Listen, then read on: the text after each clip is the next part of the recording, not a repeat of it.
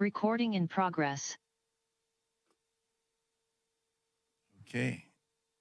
And I see Jennifer, I think. Yes, I'm here. Oh, good. And do we need to wait for Josh to be on? Hi, President Jaffe, I'm here. Oh, good. All right. Well, I'm going to call the meeting to order. And I think because we have remote people, it's roll call.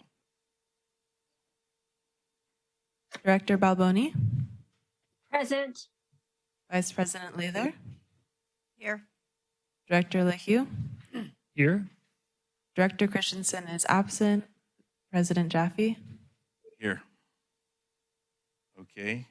It's an opportunity for board members to remove items from consent agenda. Tom? Yes, please. Item 3.8, what's on top? I just have a couple little things. Okay, so we'll take that at the end then. 3.8, yeah, at the end. All right. You have nothing? Do you have anything? I was going to make a comment or two if you pulled 3.8, so I'll make yeah.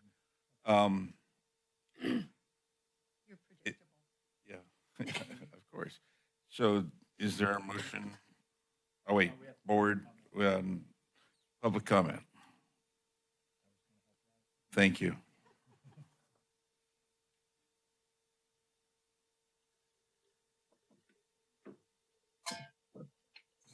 There we go. Thank you, Becky Steinbrenner.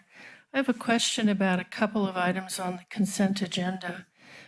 First of all, item 3.2, the finance status report, to be included in a future packet. There is no financial status report, and there hasn't been one since April, when the financial status report for February was provided to your board. So I'm a little concerned about this because you have no idea about how it's really shaking out with the rate increases. And I think that information should be provided as soon as possible. I also have a question about item 3.7, the excess property sales. Those are some excellent deals you're offering on some very low mileage vehicles. And $50 for an arc welder is a great deal if it works. So I'm wondering how you will advertise those excess properties to the general public. I think you'll have considerable interest, and whether there will be a bidding process. You may actually get more money than what you're asking. It's a relatively low amount. And also I want to ask why there is no real property being listed in the excess property. It has been suggested by Director Balboni and others that the 200 plus acres that the district owns on Glenwood be sold. You've been hanging on to it for a long time, and I'm sure that someone would like to buy it, and that would give money, much needed money, to the district. Thank you. Thank you. Any responses? No? None? Public comment. Oh, Marilyn, sorry, didn't see you there. So I've been reading for years about wireless microwave radiation smart meters. Bioinitiative.org is the good source, cellphonetaskforce.org. Excuse Marilyn, there's a point where there's, you can talk about things not on the consent agenda later on. So if you could- have smart meters, right? Not on the consent agenda. Oh, Later are you- on, there'll be an opportunity to talk. Oh, about this is about the consent agenda. Yeah, sorry. Oh, sorry. Okay. Thank you. All right. Is there a motion? I'll make the motion Second? To approve to approve, of course. consent Okay. agenda, yes. All right, except for item 3.8. Right. Okay. All right. I guess roll call? Director Balboni, Yes. Vice President Lather, Yes. Director LaHue, Yes. Director Christensen is absent, President Jaffe. Yes. Okay, so now it's oral and written communications. And this is an opportunity for the public to speak on any items of interest that are not on the agenda. Sorry, Marilyn. So now, So the district has installed smart meters. Whenever I hear smart, I think of dangerous microwave radiation. So last time, I think I gave you this. Smart meters costing you money, risking your health, privacy, and safety. What are smart meters? Any electronic utility meter, usually wireless, allows utilities, third parties, and governments access to detailed information about your home life, emits radio frequency radiation and dirty electricity linked to environmental and health problems, can catch fire, explode, and damage appliances, increases utility bills, and this is from stopsmartmeters.org. Now, in the last year, Cell Phone Task Force, which is another scientific source of information, collected worldwide testimonies about smart meters. And one of these I'll just read and I'll leave you copies. This is a huge problem. It's the elephant in the room. To act like it's not there just puts it further in danger. This is Catherine Ralston, who lives in Taos. A smart meter was put in at my address, she writes. I started having trouble sleeping at night. I started having headaches. I stopped waking up happy. My emotions were flatlined. This happened quickly over a couple of weeks. Someone told me about symptoms showing up in people. Are there 3 minutes? yeah, I think you get one more minute. Thank you. By mistake. So I another guess minute. I'll forgive you. Appreciate it. This happened quickly after a couple of weeks. Someone told me about symptoms showing up in people after smart meters were installed where they live. I went looking for the smart meter. Then I moved my bed to a location in the building as far from the meter as I could put it and slept with my head at the end of the bed, furthest from the meter location. I slept through the night and woke up with no headaches. I do not own the property, and the owner will work with the electric company to get back the old meter. I feel blessed. Someone told me about the horrible impact the smart meters have on human health. You know, it's like, why are corporations allowed to do this kind of harm? There's something very immoral about this. Okay, I will give you copies. Thank you. Thank you, Marilyn.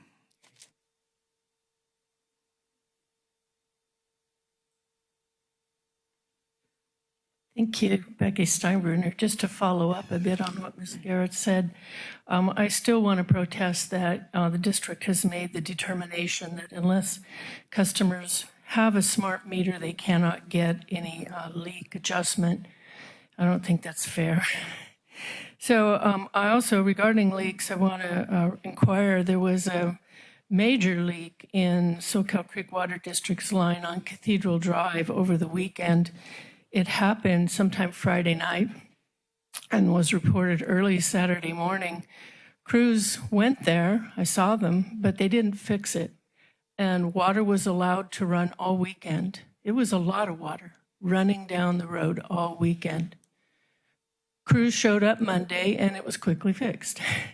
So my question is, how can customers take seriously the need to conserve water and to promptly address their leaks when the district does not do it themselves. I realize it could have taken overtime for weekend crews, but doing things like that shows the public that you are serious about water conservation. I also want to address some correspondence that I saw in today's agenda packet, and that is, again, from the Santa Cruz group of the Sierra Club. I hope that you saw it, because, again, they are imploring that the district's construction contractor, Garney Construction, stop work on Laurel Street Bridge. In the construction updates the district put out last Friday, it said that the work is resuming on the Laurel Street Bridge, and it is for the aesthetic coverings over the pipe. This is in the middle section of the bridge where the cliff swallows, a protected migratory bird, come and go for their mud nests. The Sierra Club provided you photos. These nests are active. It is against the law to disturb them. So the Sierra Club and I implore you to make Garney stop the work until September 1st, when the birds have completed their nesting and returned to South America.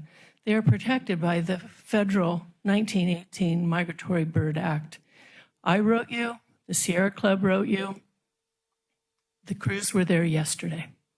So I don't know if they were working, but they were definitely on the bridge. There was a Soquel Creek Water District staff member there with them, and I implore you, please stop the work until September 1st. I have written you, and I have also asked others to write you, and I hope that you will listen. The Sierra Club never got a response from the district the first time, March 5th, that they wrote you about this, other than a letter saying, we care about the environment and thank you for your letter. Well, here they are again, and I'll submit this to you. Ron, do you want to respond? I don't think there's any need to say anything at this time. Okay. Thank you. All right. Any items that the board members want to talk about? Oh, can I give a really quick brief report for the Aqua Conference? Please do. Okay, so I attended the Aqua Conference. It was my first one in Sacramento, May 7th through 9th. And it was really a good one. And some of the highlights were that Governor Newsom came and talked to us about climate change and about his big, overall picture for water in California. That was very exciting. And just in general, I noticed, more and more districts are collaborating, not just with other water districts and other cities and entities, but also with state parks and environmental groups. There's just like more and more collaboration. So just, I think, a trend to note. Let's see. Another thing was there were quite a few talks on really following nature's design for water infrastructure. And in particular, a lot of focus on people and water districts in highly forested areas because of wildfires, and also in flood zones. So, flood zones, forestry. Oh, and also, a lot of talk about all the new regulations as well on PFAS, lead, Chrome 6. So anyway, just some brief highlights. And just again, it was very, very exciting. Thank you. Thank you, Jennifer. Anyone else? Rochelle? Okay. President Jaffe, I will add that we have responded to Sierra Club, their second letter. Okay, so there was a response. Yes, we sent the response, I think, yesterday. Yes. Okay. And is that response available to the public, or? It'll be published in our board packet, and it's if the Sierra Club wants to share it, of course. Yes. Okay. Public record. Thank you. Okay, so that brings us to reports. There are none. Administrative business. There are no conditional or unconditional will serves. So that brings us to item 6.2. And I want to note that on the agenda, there were extra words at the end of the sentence. The packet actually has the correct title. Organization, review and staffing, consider authorizing water resources planner position as part of district regular staffing plan. And this looks like it's Tracy.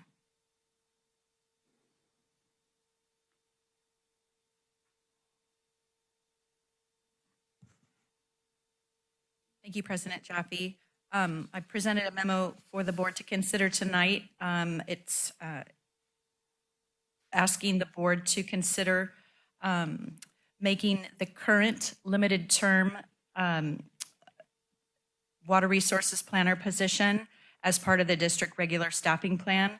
This is a position that we hired in 2019 as part of a 3 to 5 year limited term position to perform a number of duties around water resources planning as it related to our building and construction project.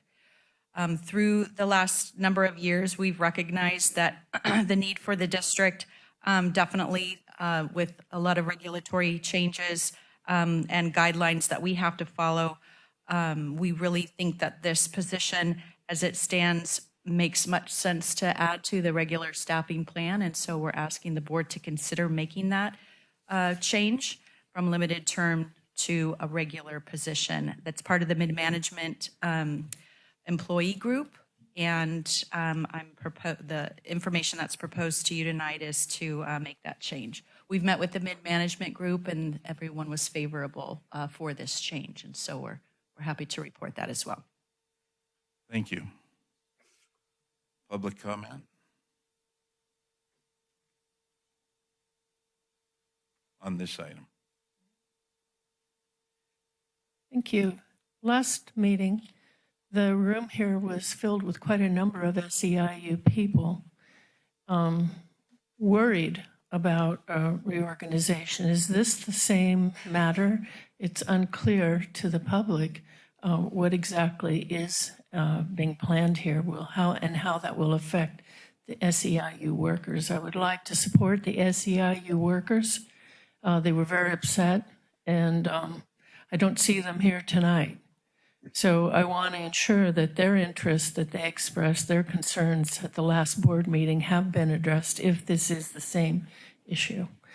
I also am curious why the assistant manager, Mr. Mumper, has not ever been introduced publicly to the board, to the public, yet I met him. He's the one, the assistant manager that deals with, as Mr. Duncan has said, all things Pure Water Soquel. But I happened to see his name in some correspondence last time and kind of pieced it together and introduced myself. And yes, he was in the back of the room, but he's never been introduced publicly, and I ask that you do so. Thank you. Thank you. Marilyn, on this item? This is about having a person, what's the title of the position? Water Resources Planner position. So on here, Pure Water Soquel Education Operations Center, you said that it got changed. That's the next item. Oh, are you on 6.1 or 6.2? 0.2. What? 6.1, am I looking wrong? Conditional and unconditional will serve says no. 6.2. Go ahead, Ron. Okay, the confusion may be that, as President Jaffe stated at the beginning of the meeting, that 6.2 has several words at the end of the sentence that should not be on there, and those words are Pure Water Soquel Educational Operations Center. Those are on they are on 6.3 and should be on 6.3. They are on by mistake, they're on the agenda for confusing. Item 6. Right, but not on the memo. If you look at the memo itself, it does not have it. Okay, It was a cut in. I think it was a cut and paste. Easily understand that you would be confused because it wasn't written correctly. So if you want to speak on the Pure Water Soquel educational, it's the next item. That's your intent. Okay, what's this one? This one is the staffing plan for mid-management position. The staffing. Water Water Resources Planner. Making a position that's been Uh, a term into a permanent It- position. Seems like there's so much finances on this pure water and convincing the public and doing educational outreach. And there's nothing that I've read that convinces me it's safe to inject treated sewage water in the aquifer. All right. Is this yours? And So board members, any questions about this item? That's Skylar's position currently, correct? Yeah. And this is a mid-management position, so it's not SEIU. That's correct.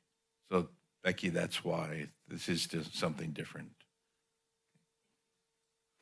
All right. I'll move approval. I'll second. I'll second. I think Rochelle got in earlier. Jennifer, Darn. that's the problem with being remote. One of the problems. One of the problems, yeah. Okay, so moved by Tom, seconded by Rochelle. Roll call? Director Balboni, Yes. Vice President Lather, Yes. Director LaHue, Yes. Director Christensen is absent, President Jaffe. Yes. All right, so now that brings us to 6.3, which is approve pursuant to an exemption from the California Environmental Quality Act, CEQA, the selection of Bogart Construction as the construction manager at risk for Pure Water Soquel operations and education center renovation and contract award. That's you, Tosh. It's me, but it's also Adam Bayer, who's in the audience Okay. there, the second in from the end. He's been the district's lead on this, and I'm really grateful for his effort on this. Sitting next to him is a representative from Bogart Construction. Jared Bogart couldn't be here tonight due to other commitments, but he wanted to be here and he wanted representation. Director LaHue and Director Balboni were part of our selection committee, and this started back in February when we released the RFQ for this project. And I feel relatively grateful for Bogart submitting a proposal. I am grateful for it. They're a very qualified firm. I think their proposal is attached with their experience and qualifications and past projects. Their proposal falls very short from their list of past projects. If you go to their website, you can see the numerous local projects that they have done for the community, for the library system, for the medical facilities, family resource centers. It's a long list of successful projects. So I believe that the selection committee and staff make this recommendation to award the first phase of the construction manager at risk contract to Bogard. That first phase is a pre-construction design phase where they would assist and review the design work, give feedback, value engineering, and also prepare a schedule and budget numbers for us to use and review. And then there is also a second phase, which would be like an early procurement for long lead time items that are identified during the first phase. And that is not being considered tonight. It's just the first phase. And there is no guarantee for a contract of construction, which is the third phase. And through this design phase, they would prepare us a guaranteed maximum price where we would review it and then bring it back to the board for approval and amendment to the CMAR contract The contract is included in the packet. It's a very lengthy contract. BBK was the author of it. And so it has been reviewed, and we're making this recommendation for the first phase. It's $100,000 to participate and move to the next step. Thank you, Taj. Public comment?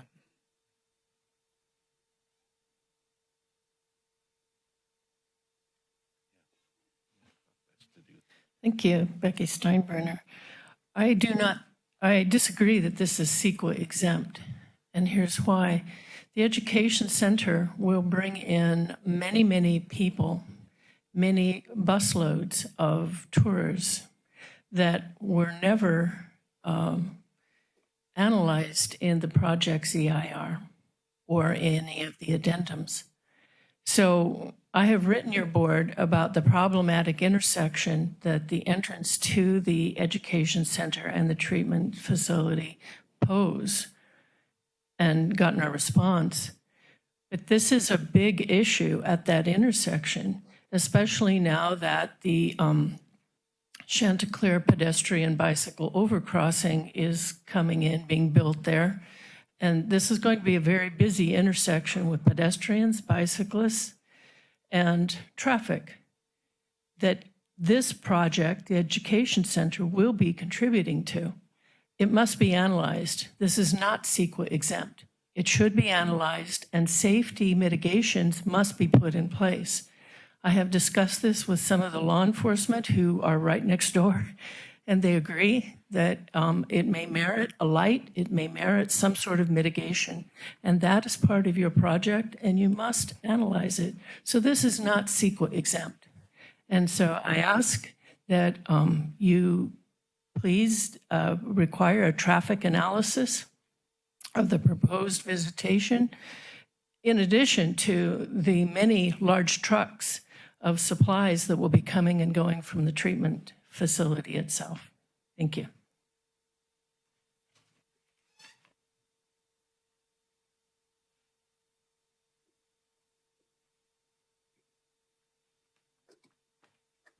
Not CEQA exempt at all. You just heard a long list of reasons of problems, environmental and health-wise, and the chemicals that are used in this. There are often spills or mishaps. And if I were a business personally, I'm always looking at what's not toxic. I don't want to be involved in what's toxic. And our environment is loaded with toxic chemicals. This is not CEQA exempt. I've been to many Board of Supervisors meetings and seen this listed as negative declaration, exempt from CEQA. And there are huge environmental problems, like with cell towers, et cetera. This is very, very problematic. The whole, it's like going down a rabbit hole. It just gets more and more deep and convoluted and toxic. And this is just one part of it. Not CEQA exempt. It's a problem. And since you've heard tonight of what is likely to happen with the juxtaposition of this education center with the toxic treatment facility, you have been put on notice that this is a problem. I met someone once who told when they were logging a hillside near this residential area that later, when rain and floods come, there would Thank you, be Marilyn. a problem. This is the same kind of thing. Take heed. Thank you. Okay. Ron, it looks like you. Yeah, President Jaffe, I think our council would like to say a few words, and then maybe Melanie will follow up with that. Okay. Josh? Yeah, thanks, Ron, and thanks, President Jaffe. I just wanted to briefly respond to the CEQA issue that was raised during public comment. We did have the CEQA team review this contract before it went to the board to ensure we provided the appropriate level of CEQA review. And as set forth in the staff report, this contract does not authorize award of any construction. Rather, it simply moves forward with design and information gathering. So for those reasons, and as outlined in the staff report, staff reiterates its belief that this is exempt from CEQA. Thank you. Okay, and Melanie? Thank you. I concur with what Josh said. In addition, tours and education of the facility was included in our environmental review. Okay. Any directors have any questions? Tom? Yeah, this is maybe one for Taj or Adam. I noticed there was like a cost proposal for the overall cost estimate on page 163. It's like 2.4 million. And how is that just kind of a ballpark, and then before you get to your GMP at some point in this process? Yeah, that was an estimate that we provided the proposers. Okay. And they gave us their markups and fees on using that basis. Okay, but I mean, it'll all Going to get revised. It'll be revised as we go along, and then we'll have a GMP, right? Right. Okay. Correct. Thank you. Rochelle, anything? Jennifer? No, thanks. I'm good with it. Since you're up there, Taj, I was curious, you gave a savings of approximately $12,000 for each week that the project is accelerated. Is that a savings in terms of the costs of the loans, or is that based on increased projected prices for materials, or what? That's the overhead that the Bogard is using for their staff to man the project during phase 2. I see. So if during phase 2 or during the preparation of the GMP, if there's a way to bring that schedule in, then we can work with them to cut those costs by that amount per week. Okay. That's their weekly burn rate. Thank you. Yeah. And then thank you, Josh and Melanie, for weighing in on the public comment. Tom, you were on the selection committee? Yeah, I mean, and we were both very satisfied with Bogart as being a good, solid company, and we felt comfortable with that. I mean, you always like to get, 3 bids, but in light of the quality of the one bid, we were okay with going with it. Okay. And then who else was on that? Jennifer. Jennifer, did you want to weigh in? No, I mean, I think they did an excellent job. We had some questions and explanations, and I feel very comfortable with the process. Adam did an excellent job. All right. Thank you both for being on that committee. I don't have any more questions. And I'll move approval, authorization for the president to sign the contract. Will second. Rochelle was going slowly to allow you to second. I saw that. Thank you. So moved and seconded. So roll call. Director Balboni, Yes. Vice President Lather, Yes. Director LaHue, Yes. Director Christensen is absent, President Jaffe. In light of what we've heard from our legal counsel and from our assistant general manager, yes. And from Tom and Jennifer and Tosh as well. All right, so passes. That brings us to 6.4. Good evening again. This is Tracy, Human Resources Manager, and I get the honor to present this item tonight. Item 6.4 is informational to the board, and we really just wanted to take an opportunity to showcase the partnerships that the Soquel Creek Water District and a local nonprofit, Your Future is Our Business, have. And as you read in your packet, we shared some of the recent collaborations that we've had through mentorship and through internship. And so we really want to highlight that we support youth-centered opportunities and really trying to bring in a lot of youth into understanding public service and the water industry. We value it so much that it really warms our heart to be able to contribute back to the community. One of the items we really want to share tonight is a quick presentation by our recent intern. She worked through Your Future is Our Business over the last few months. She is a fantastic student, and her name is Namali. And I'd like to just have Namali say a few words about her experience. This is a recorded presentation. She couldn't be here tonight, but would love Namali to say a few words about her experience in working with Soquel Creek Water District. All right. Thank you. Hi, everyone. First of all, I thank Your Future is Our Business for providing me with this opportunity. Secondly, I want to say thank you to everyone at the district for being incredibly welcoming and giving me an invaluable experience. After working with Yvette at Your Future is Our Business, I was given the chance to intern with Soquel Creek Water District and assist with the lead service line inventory.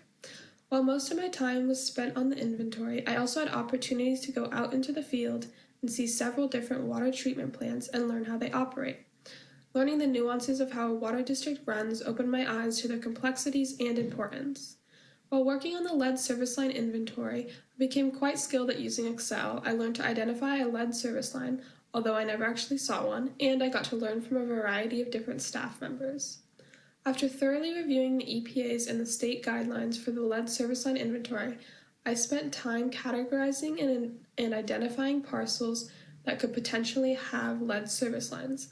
Additionally, I worked in Excel to randomize unknown service lines and select a portion to be visually inspected. The final stages of my work consisted of creating a standard operating procedure to identify service line material. Lastly, I assisted Alyssa Abbey in writing an inspection plan that was submitted to the state. Going into my internship, I didn't know exactly what to expect, but I was excited to see what I was going to learn.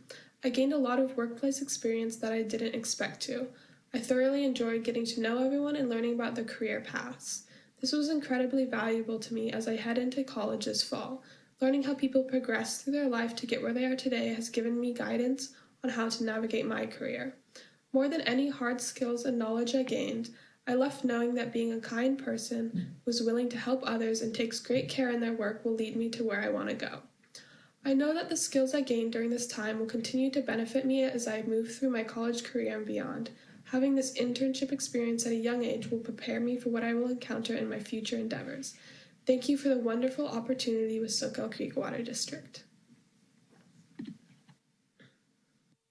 So I really want to give a shout out to Alyssa Abbey and to Greg Wilson. It was a collaborative partnership between the Water Resources Department and Operations and Maintenance Department. And as you could hear, Namali really had a fantastic experience. So thanks to all. And obviously, thanks to Your Future is Our Business for working with us. And thanks to Taj for being a great mentor. Fantastic. And more, hopefully more of these in the future, because it worked for both. Yeah. I had a question. You know, before we were talking about somehow having students involved in the public outreach or committee, and is there? And it seemed like with this Your Future is Our Business, seems like it might be a good avenue to be able to do that. But I don't know what you all think about that. I think when this was brought up in the past, I think we had kind of talked about it with Emma, and I think she was maybe going to be looking into the possibility of doing something, but I'm not quite sure. Yeah. Emma provided some options, and it also included waiting until she got back from maternity. I agree with that. Check that box. Okay. All right. I just wanted to bring it up again. And I wanted to also thank you, Taj, too, because I know from just being a high school teacher how much those kind of extra efforts that people make to connect it can really make a huge difference. So thank you. All right. And We did And not I take, just say I'm also very proud of the district, and I wanted to thank also Alyssa, Greg, Taj. Mentoring young people is like one of the best things that we can do in our lives. So thank you. Awesome. all right. And we did not take public comment, so any public comment on this? Doesn't seem like there is any. All right, so we have an item from the consent agenda that was pulled, and we have closed session. What's the normal way this is done? We'll tackle the what's on tap, the item that was pulled, and And then then do the closed session? closed session, yes. Okay. Tom? It's very short. Like overall, I thought it was great. I really like starting out with the helpful videos, and that picture of Chris that's awesome. And overall, I really, and then your future is our business. I thought it was a great thing. I just, you know how I am about undefined acronyms. So on page 29, under ongoing emergency repair and maintenance, I'm just not sure if everybody knows what USA Locate Response is. Okay, I know it's underground service something, but Misleading, for sure. okay. But I just, I picked up on that too, it Tom. I just want to, people would go, You knew, USA? What the heck? yeah. And then under Water Smart, I just didn't know if we should put a plug in that it not only saves water, but can save the customer money to catch a leak early. I just keep wanting to really encourage people to go for that Water Smart. That's it. Yeah. And then, There were a couple of typos as well, especially under the hydrology 101 portion. I wasn't going to say anything. They're small, but there's a couple of missing periods. Okay. We will look for those, and if you see any other typographical edits, just email it to myself or Rebecca. Yeah. Yeah, we want it to be Okay. perfect going out. Thank you. Yeah. and mine is even more nitpicky. Perhaps on page 29 of 224, under treatment, it says electrical and mechanical work continues at both sites. I think that should be spelled out what those both sites are. Okay. Thank you. Nothing else? Do you want to move approval? You want to take any public comment? Oh, public comment, I yes. think it's also, we just give direction. I don't think it's a motion and. Okay. Thank you. Comment on what's on tap? Yes, thank you. I wonder why there is no mention in the what's on tap of the update of your leak adjustment policy. I didn't see that in there. And also, I didn't see any mention of the board voting to remove a number of the conservation incentives that have been offered in the past to update the public about that. I'm glad to see some mention of the water optimization report analysis coming along, and hope that you will explain a little more about what that involves and link to any drafts of that report. Thank you. Thank you. Perhaps subsequent what's on tap could tackle the water leak adjustment. And just for clarification, there was a proposal to remove rebates, and that did not occur. The rebates still stay as they are, if that's what you're referring to. All right, so that ends this meeting. Before we get the open session, we're going to go into closed session and then come back and report out from closed session. Are there any comment? What? Excuse me. No, it was informational. Tom Informational. told me that there wasn't a necessary for it to have a motion. So, public comment on the closed session.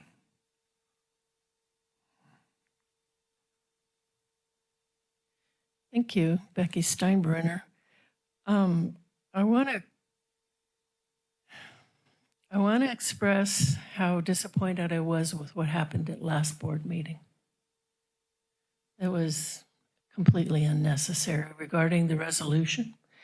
And this applies to case 24CV00907, which is related to the action that your board took last time.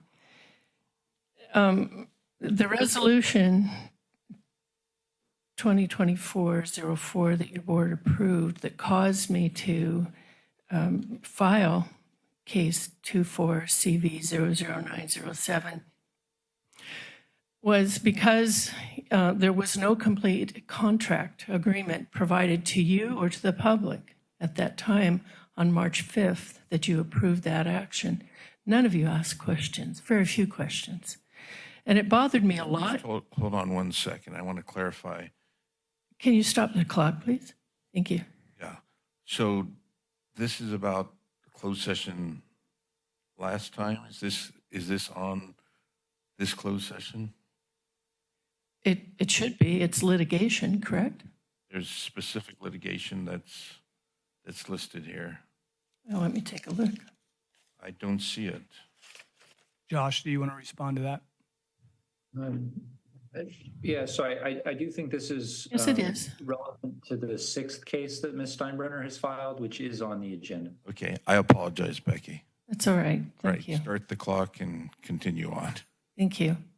Now, this relates to the case that actually the district initiated, 24CV00566, wherein you're asking anybody that doesn't think the rate increases were legal to step up. Well, people have stepped up.